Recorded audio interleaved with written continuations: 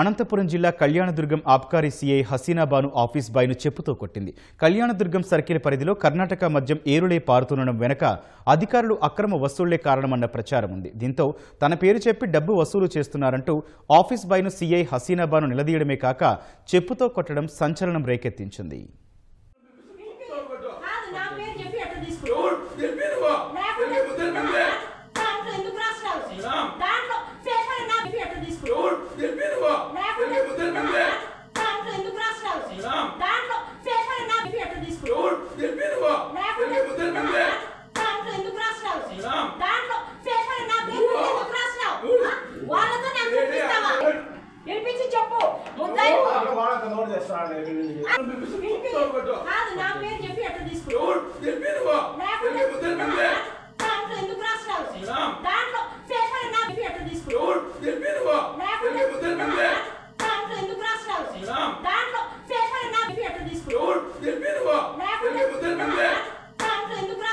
Salam.